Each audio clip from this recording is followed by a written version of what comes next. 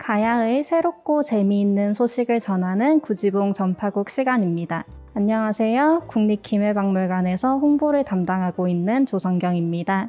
오늘은 고령 대가야 박물관에서 가야 문화 전시 소식을 전하려 합니다. 대가야 박물관이 최근 새 단장을 마치고 재개관을 하였는데요. 오늘 상설 전시실 재개관 소식과 특별전 소식까지 알아보도록 하겠습니다. 먼저 손정미 학예연구사님 모시고 상설 전시실 재개관에 관한 이야기 나누어 보겠습니다. 선생님 안녕하세요. 안녕하세요. 대가야 박물관에서 근무하고 있는 손정미라고 합니다. 대가야의 역사를 중심으로 고령의 역사와 문화를 자연스럽게 느낄 수 있도록 전면 개편되었다고 들었는데요. 개편 이전과 어떤 점이 달라졌을까요? 저희가 지금 있는 본관과 옆에 대가야 왕릉 전시관 그리고 우륵박물관 이렇게 3개의 박물관으로 구성이 되어 있습니다. 1층에는 기획전시실이 있고 2층에는 이제 상설 전시실이 있는데 상설 전시실을 이번에 전면을 개편해서 전시를 오픈하게 되었습니다. 2005년 대가야 박물관이 개관하고 그 후로도 고령 지역에서는 많은 발굴이 이루어졌는데요. 그래서 이번 전시 개편에서는 고령에서 그간 발굴되었던 최신 자료까지 모든 걸 포함해서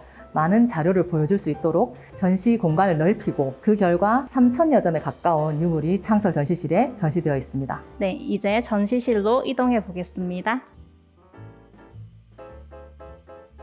여기 전시실에 정말 많은 가야 토기들이 전시되어 있습니다. 혹시 대가야 토기를 감상하는 방법이 있을까요? 먼저 대가야는 부드러운 복선미와 풍만한 안정감을 가진 독자적인 대가 양식 토기를 만들었습니다. 다리 접시라든지 김목 항아리라든지 그릇 받침이라든지 종류가 다양하거든요. 멀리서는 이제 대가야 토기 자체의 크기, 형태, 모양이라든지 그런 걸 보시면 좋을 것 같고요. 가까이 가셔서는 그 하나하나에 어떤 특징을 가지고 있는지 무늬라든지 생김새 보시면 될 것 같습니다. 대가야 토기는 지금 보시는 것처럼 뚜껑 있는 굽다리 접시라든지 대표적으로 이제 김목 항아리, 그릇 받침 그리고 뚜껑 있는 접시 같은 게 여러 가지 토기들이 많이 보여집니다. 그 중에서 굽다리 접시 같은 경우에는 구멍 부분이 아래 위로 따로따로 일렬로 이렇게 뚫려 있는 게 특징이고, 여기 김목 항아리 같은 경우에는 목과 몸체가 S라인으로 부드럽게 연결되는 게 또 하나의 특징입니다. 그 그릇받침 같은 경우에는 낮은 원통 모양 그릇받침도 있고 바리 모양 그릇받침, 원통 모양 그릇받침 이렇게 여러 가지가 있습니다.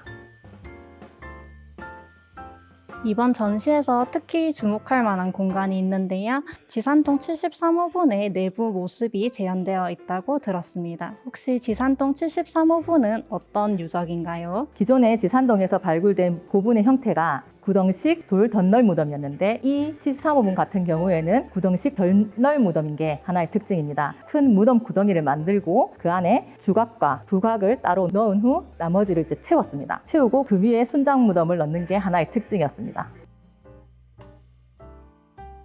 대가야 유물하면 장신구에 대한 이야기도 빠질 수 없겠죠. 이곳에 화려한 금동관과 아름다운 장신구들이 전시되어 있네요. 어떤 유물들인지 설명 한번 부탁드립니다. 대가야 사람들은 금과 금동을 이용해서 화려한 장신구를 많이 만들었습니다. 2개의 관이 발굴되었는데요. 신라의 관과 비교해서 말씀을 한번 드리겠습니다. 신라의 관이 태 위에 출자형의 모양으로 관을 쓰는 형태의 관을 만들었다면 대가야 같은 경우에는 중간에 이제 광배형의 모양을 하나 놓고 옆에 풀립 장식을 했는 게 하나의 특징입니다. 둘러쓰기보다는 끝부분에 구멍을 뚫어서 가죽으로 연결해서 이렇게 사용을 했던 것 같습니다. 그 외에도 귀걸이라든지 목걸이, 팔찌라든지 허리띠 장식, 다양한 형태의 장신구를 많이 사용했습니다. 여기에 보이는 것은 관모 장식인데 금방 보신 지산동 73호분에서 출토되었습니다.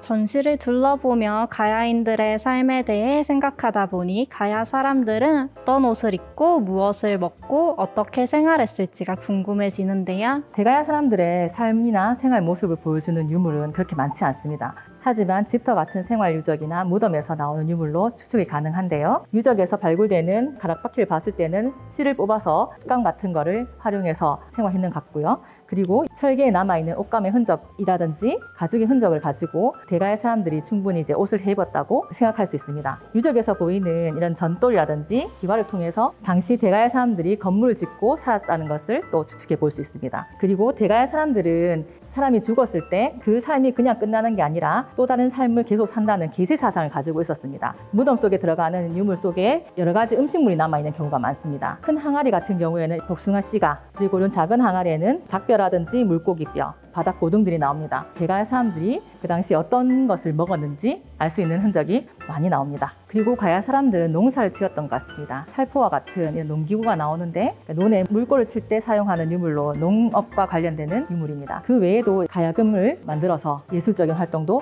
했던 것 같습니다.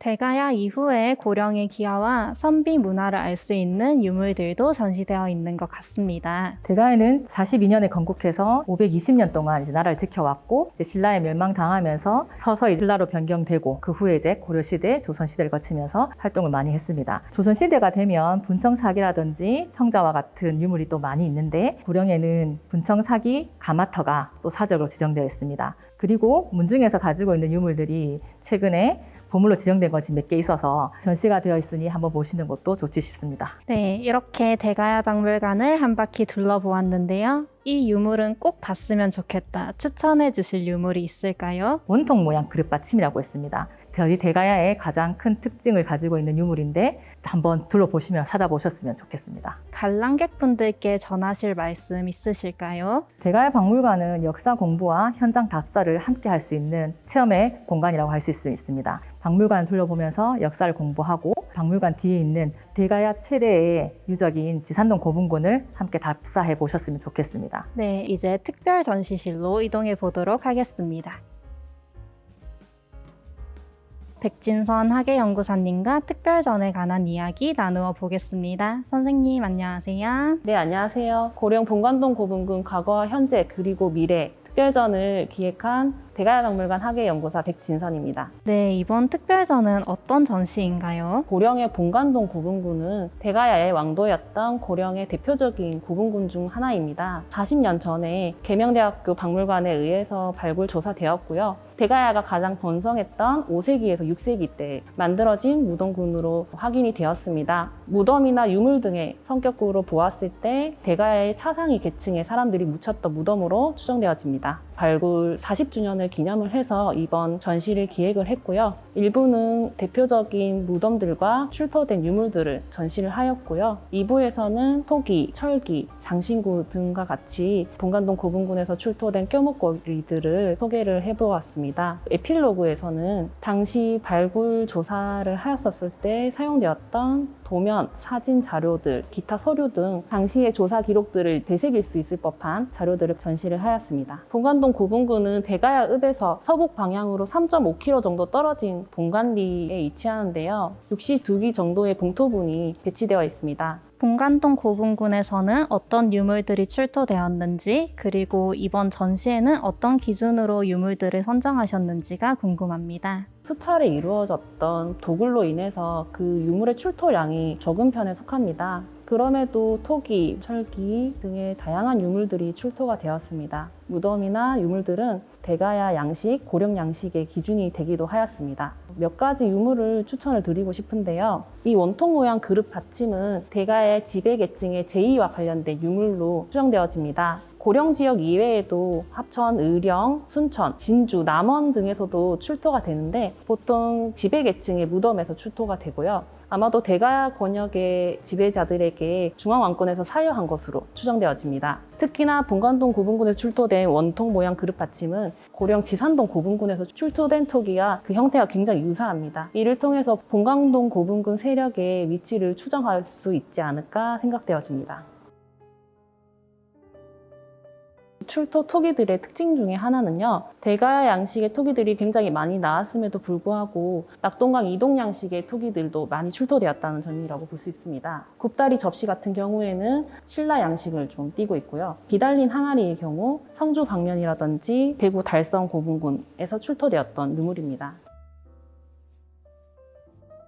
본관동 고분군에서는 다양한 종류의 철기들이 나왔습니다. 큰 칼, 또 새창, 다양한 화살촉들이 출토되었습니다. 복발형의 투구들과 투구 조각이라든지 갑옷 조각이 같이 출토됨으로써 대가야 왕도의 서북쪽 근교에 위치하면서 성주 방면, 대구 방면을 방어하였던 본관동 세력의 성격을 짐작할 수 있습니다.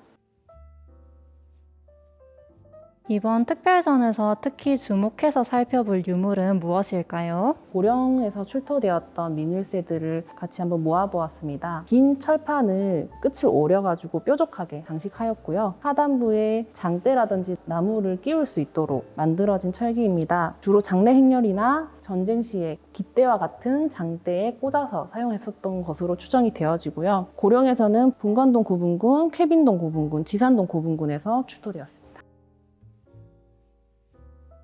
네, 전시의 마지막 코너에는 40년 전 발굴에 참여했던 분들에 관한 기록이 마련되어 있다는 점이 인상적입니다. 이렇게 전시를 구성하신 이유가 있으신가요? 당시는 발굴 현장이 굉장히 열악하였다고 합니다. 그럼에도 불구하고 그분들은 정확하고 정밀한 조사를 하기 위해서 다양한 시도들을 하셨다고 합니다. 예를 들어서 사진 촬영의 경우 최대한 직상방에서 사진을 촬영해야 되는데요. 사다리가 높아봤자 3에서 4m 정도였는데 사진 촬영대를 나무로 직접 만드셔서 최대 9m까지 위에서 찍을 수 있는 상황까지 만드셨다고 합니다. 그때 하였던 다양한 시도들이 한국 고고학 발전의 밑거름이 되었다고 생각되어집니다. 일반 유물을 전시하는과 동시에 메시지를 줄 수 있는 코너를 한번 꾸며보면 어떨까 싶어서 에필로그를 이렇게 꾸미게 되었습니다. 네, 마지막으로 특별 전시를 보러 오실 관람객분들께 전하실 말씀 있으신가요? 40년 전에 발굴되었던 본관동 고분군은 당시 세간의 주목을 받았지만 시간이 흐르면서 사람들의 기억에서 잊혀졌습니다. 그 사이 그 가치에 걸맞는 보존이나 대책이 이루어지지 못했고요. 2019년도에는